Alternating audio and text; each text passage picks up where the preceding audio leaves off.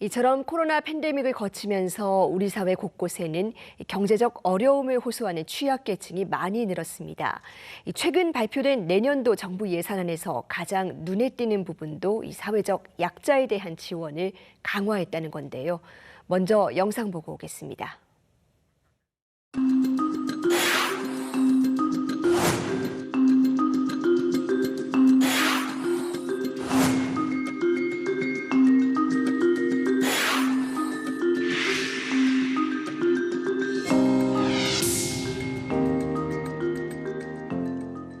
네, 이 사회적 약자와 함께하는 복지정책, 보건복지부 이길 1차관과 조금 더 짚어보겠습니다. 차관님 어서 오세요. 네, 안녕하세요. 예, 최근 정부의 내년도 예산안이 발표가 됐습니다. 지금 가장 중점을 둔 부분이 약자 복지인데요. 그렇습니다. 네. 혹시 체감할 만한 변화가 예, 있습니까? 큰 변화가 있었습니다. 주로 저소득층, 노인, 장애인분들인데요. 이런 분들을 좀 더 두텁게 보호하자는 것이 되겠습니다. 제가 내년 같은 경우 예산을 많이 확보했습니다. 우리 복지부에서는 109조였었는데 정부에서 가장 많죠. 122조로 13조가 늘어났습니다.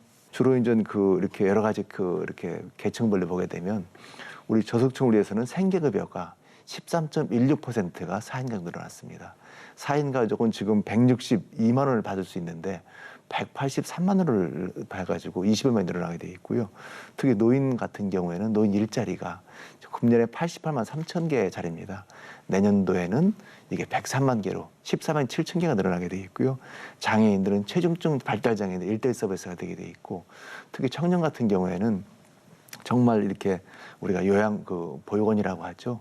이렇게 있다가 나온 청년들이 있거든요. 자립준비 청년들에서 월 40만 원의 자립수당을 주게 돼 있는데 월 50만 원으로 내년에 늘어나게 되어 있습니다. 많이 확보를 했습니다. 네, 이 세수 여건이 만만치가 않은데도 이 복지, 약자를 위한 복지 부분은 상당히 촘촘하게 준비를 하고 계시는 모습입니다.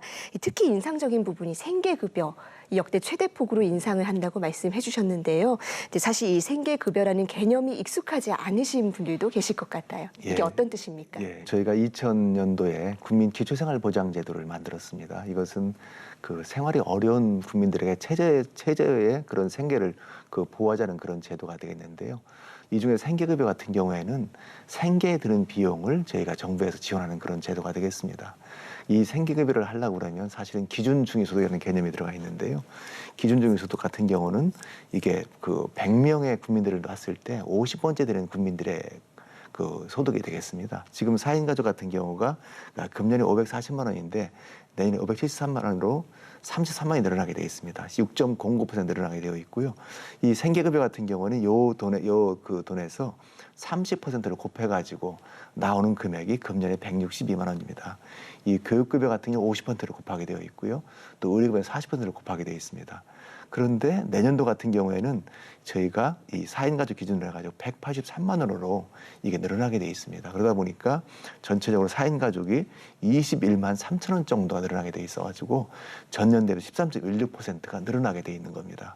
또 많은 분들이 사실 요즘은 1인 가구가 많습니다. 그렇기 때문에 1인 가구 같은 경우에는 62만 원에서 금년이죠. 내년엔 71만으로 9만 원이 늘어나게 돼 있고, 비율로 보게 되면 14.40%가 늘어나는 그런 말씀을 드리겠습니다. 최근에 상당히 중요한 이슈입니다. 이 중증 장애인 국가가 책임지고 보호하겠다고 약속을 해주셨습니다. 특히 발달 장애인은 24시간 돌봄이 필요하기 때문에 국가의 지원이 정말 절실한 상황이거든요.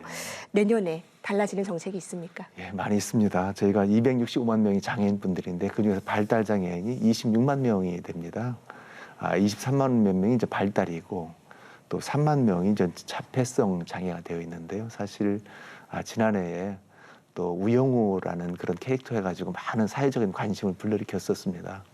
그런데 마침 또 우리 EBS에서 우리 딩동댕 유치원에서 별이의 캐릭터를 만들어 주셔가지고 아주 큰 반향을 일으키는 걸 알고 있습니다. 그래서 제가 너무 감사드리고요. 또 이렇게 하늘이를 가지고 휠체어 장애인들을 이렇게 아이를 했었고, 또 별이를 제가 어제 봤었거든요. 보니까 정말 자동차 척척 박사더라고요. 그러면서 여러 가지 그런 특성을 잘 소개를 해주셨습니다.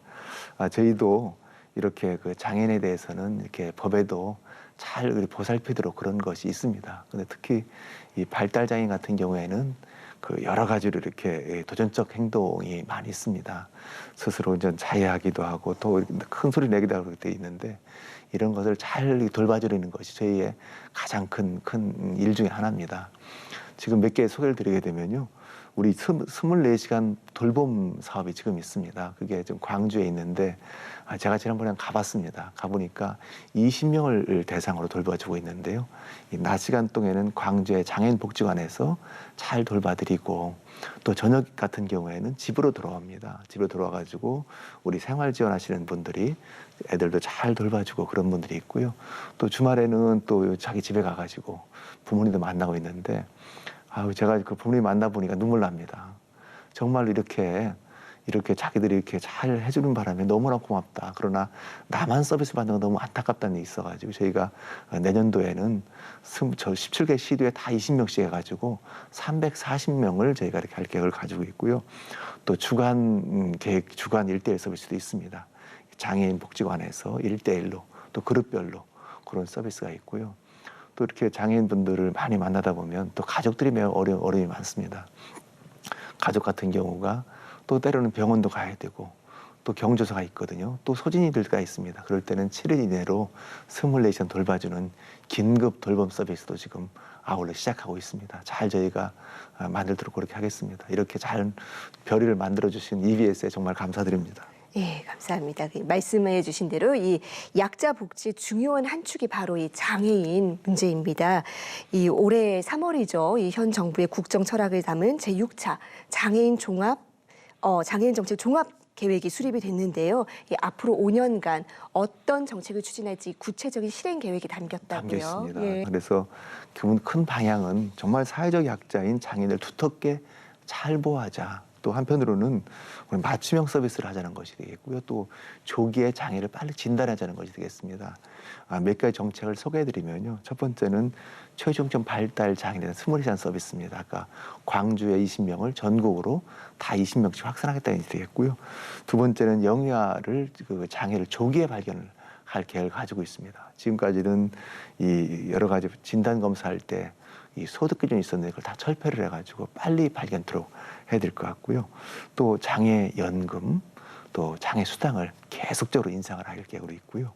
또 장애인 개인 예산제라고 있습니다. 지금은 우리가 장애인 등급에 따라서 하게 되면 서비스가 획일화되어 있거든요. 근데 앞으로는 장애인들이 내가 원하는 서비스를 내가 스스로 받게 하는 그런 거를 만들어 볼 계획을 가지고 있고요.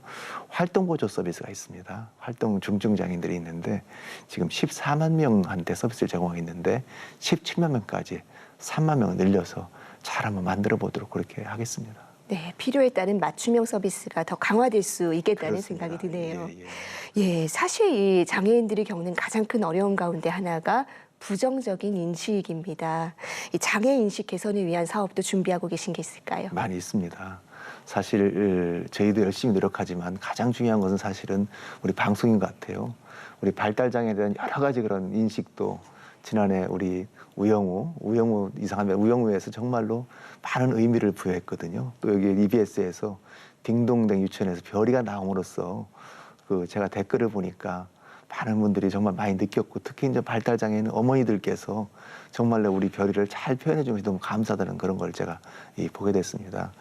우리 정부에서도 정말로 장애인 차별이 아직도 있다는 것이 63.5%가 남아 있습니다. 옛날부터 줄기는 이렇게 했는데 아직도 있는 그런 거거든요. 그래서 옛날에는 장애인 먼저 운동을이라고 해가지고 했었는데 앞으로는 장애인과 같이 이렇게 할 수 있는 통합 교육을 같이 할수록 그렇게 해보도록 하겠습니다. 크게 말씀드리면 3가지를 지금 진행 중에 있습니다. 첫 번째는 인식 개선 교육을 5만 개의 여러 가지 시설을 대상으로 하고 있습니다. 뭐 국가나 지자체라든지 공공기관이라든지 학교를 다 통해서 계속적으로 하고 있고요. 두 번째는 이 공익 광고를 9월 25일부터 우리가 10월 11일까지 하도록 해가지고요.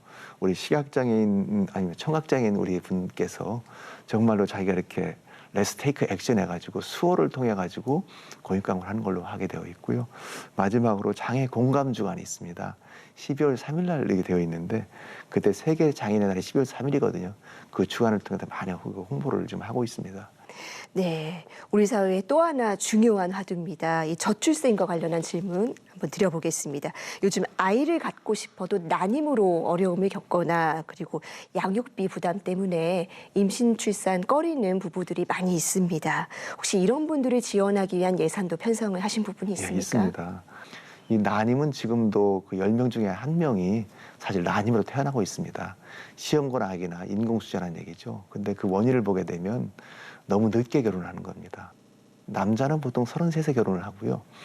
여자 같은 경우에는 31살에 결혼하는데 그러다 보니까 32.6세에 초산을 하게 됩니다. 그래서 저희가 여러 가지로 그 뭐 난임이라든지 뭐 아이 양육에 많이 그 반영을 했습니다. 첫 번째는 우리가 그 부모급여라고 그래가지고 금년에 0세는 70만 원, 1세는 35만 원을 매달 지급을 하고 있습니다. 내년에는 0세 100만 원, 또 1세는 50만 원을 지급할 계획이 있고요.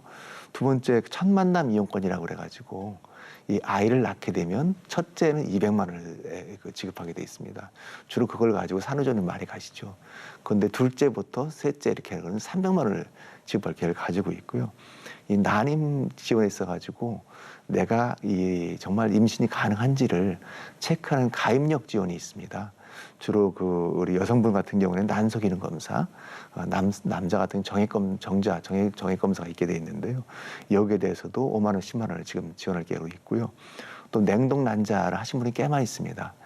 냉동 난자 할 때야 그렇지만 해동할 때는 아이를 낳겠다는 의사가 있는 거기 때문에 해동 시에는 저희가 두 번에 걸쳐가지고 한 번에 100만 원씩 지원할 계획을 가지고 있고 또 난임 시술비가 한 300% 정도 됩니다. 70% 정도는 건배 지원을 하게 돼 있는데 30% 정도는 이 본인이 지원하게 돼 있거든요. 근데 이 본인이 하게 돼 있는 것을 그 많은 지자체에서 지금 이렇게 지원을 해주고 있는데 아마도 내년쯤 되면 거의 대부분의 그 지자체에서 다 지원할 걸로 저희 정부는 예상을 하고 있습니다. 그리고 의료비가 많이 들잖아요. 그래서 그 2세 미만의 그 모든 아이에 대해서는 입원 수술비는 무료로 하는 그 정책을 계속 추진할 계획으로 가지고 있다는 말씀드립니다.